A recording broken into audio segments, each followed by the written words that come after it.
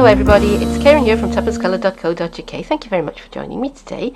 This is what I'll be making today. It's a spinner card. My little fish will spin round and round and round in the hole in the middle, but it's actually a stand-up. It will stand up on its own 2 feet, just like that, or 4 corners. It's really straightforward to make, and if you stay with me, I will show you how I did it. These are the supplies that I'm going to be using today.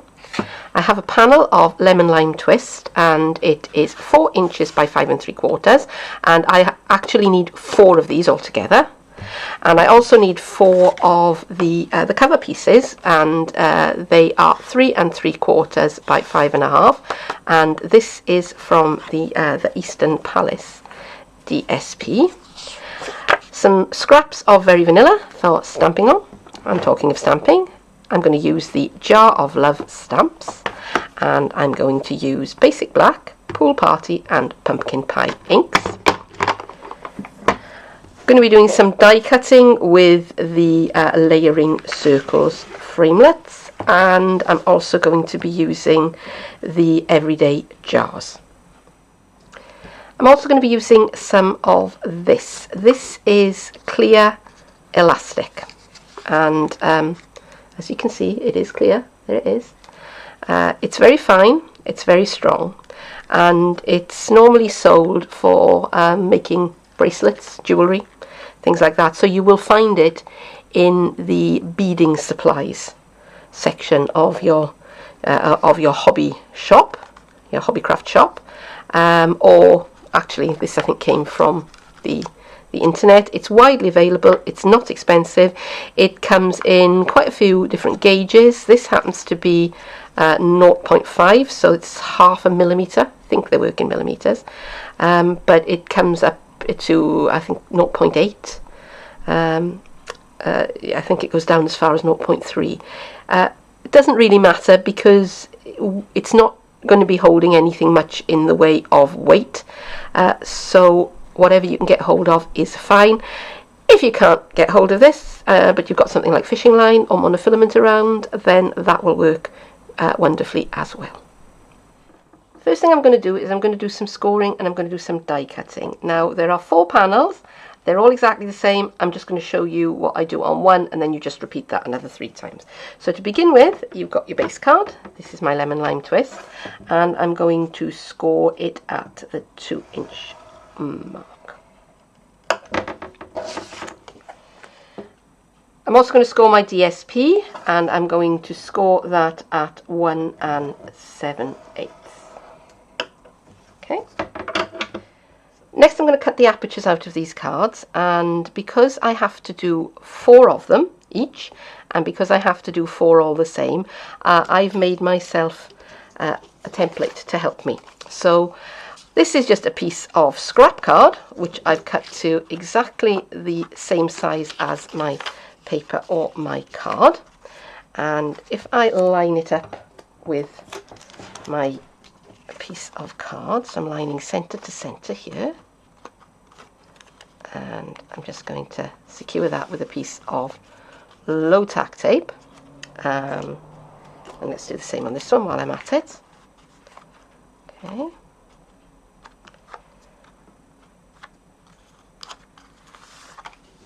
Now I'm going to take my dies. Now for the DSP, I used the largest of the circle framelets. So I'm just going to kind of sit that.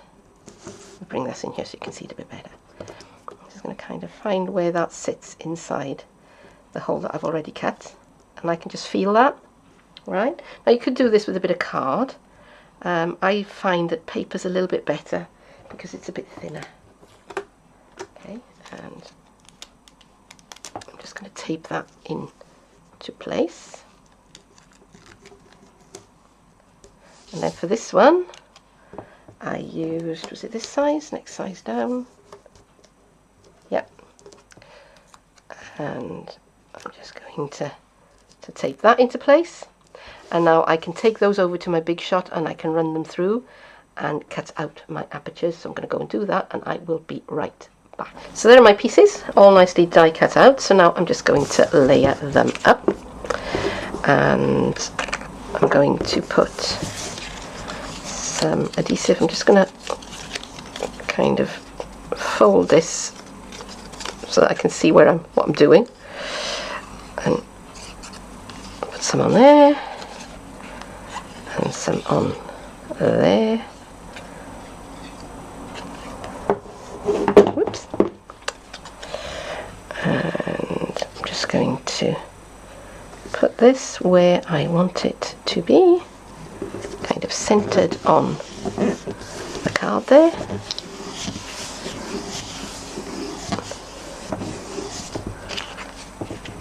And there you go.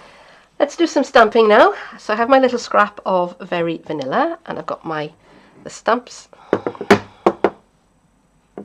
Time to do some stamping now. So I have my little scrap of Very Vanilla all ready, and I've got the stamps that I'm going to use mounted up onto the clear block. And I'm going to start with the jar outline. That's the smallest of the jars in the set, and I'm going to ink it up well on my basic black, and I'm just going to pop that down onto my card, and I'm going to hold it down, and I'm going to count 1, 2, 3, 4, 5 to give the ink time to transfer, and that's given me a nice clear image.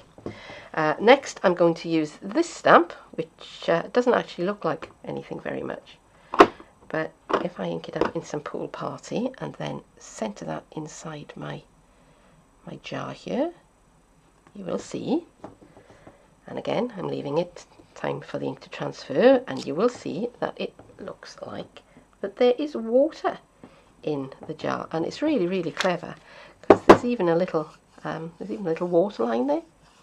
Can you see that? That's not a mistake, that's meant to be there. It's showing you where the surface of the water. Okay, so I've got my little fishy, and he's going to be in pumpkin pie, and there is actually a little die that will cut him out. But we're not going to do that today. We're just going to stamp him, or her, could be a ladyfish, straight into my jar, just like that. There's my fishy. And last of all, I've got this message which says best fishes. Now I'm going to pop that in. I've already done one, so I want to see where I've put that. So there's a little gap. Can you see? In the base of the jar there. So I'm going to stamp best fishes right in there. Now I'm going to do 2 of these. So there's my stamping done, and I'm going to take this over to the Big Shot, and I'm going to die cut it out with that die. But I want to make sure that I get a nice even border all the way around it, and to get that I've made a template, and all I've done is a piece of scrap paper, and I've cut that shape out of it. And now I can use this in the same way as I did the circles. I can use this to decide where I want to cut. Just sticking that down with a bit of low tack tape. And this low tack tape has been used several times, so it is now very low tack tape. In fact, it is now hardly any tack tape.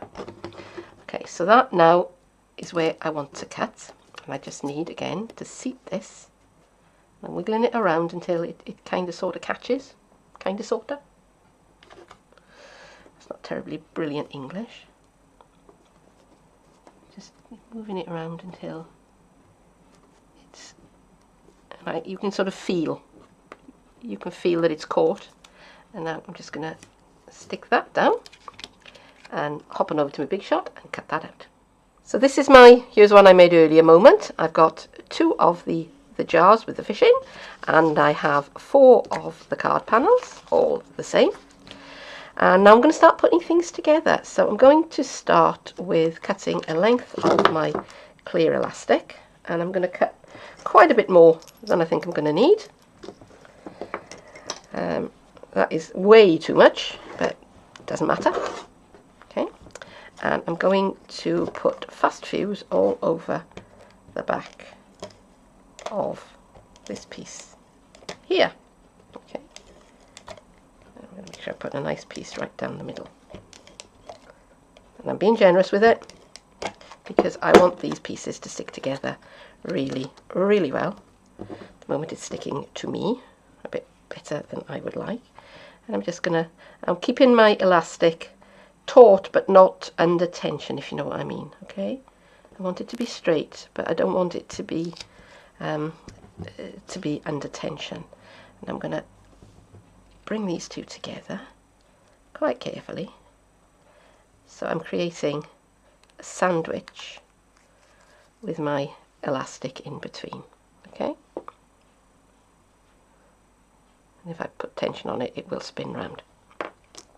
Alright, now I'm going to take one of my panels, and you can see this one got a bit battered because the so-called low-tack tape wasn't as low-tack as it could have been and stuck to it, but it doesn't matter because it's going to be on the back. And I'm going to take my my spinner piece with my little fishies on. Okay, and I'm going to do the same again. I think I'm going to run some fast fuse along that seam there, the top and the bottom. Alright, because it's all going to be glued together in a while. So I'm just going to centre that as best that I can. And I am going to put a little bit of tension on this one, I think. Just a little bit, because it will make it spin a little bit better. So again, I'm not pulling it super tight, but I am putting a little bit of tension on it, just so that it, stores up a little bit of energy. So that now is pretty much where I want it, and I'm going to also put some ordinary clear tape over the top of that as well, just to keep everything in place. And it will be sandwiched further in the card panels. Right, but I really don't want this to go anywhere at all. I want it to stay where I'm putting it. Alright, so there is my panel. Now I'm going to start gluing my panels together. Now I did go back to my scoreboard and I did go over these centre score and fold marks again, so that they were nice and crisp. And I'm going to begin by putting my liquid adhesive on the back of half of a panel, and I'm going to bring my other piece in.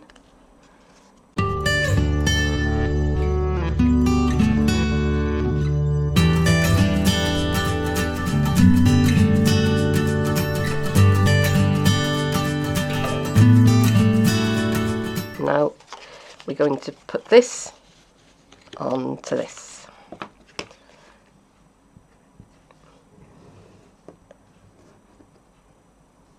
And I'm going to put plenty of adhesive where that elastic is.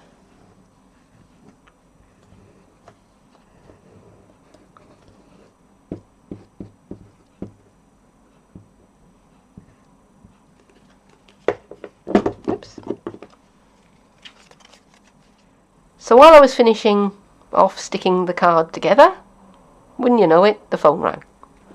But I hope that you saw enough to make it clear what it was that I was doing, which was basically taking a bit of time and making sure that everything lined up properly and sticking it all together.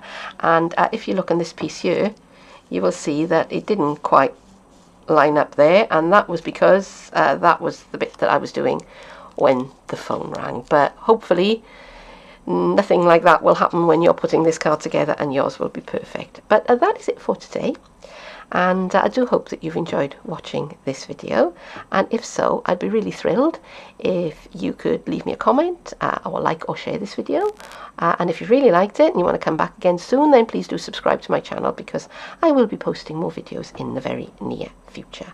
But for now, thank you very much for joining me, and I do hope that you'll come back and join me again soon. Bye bye.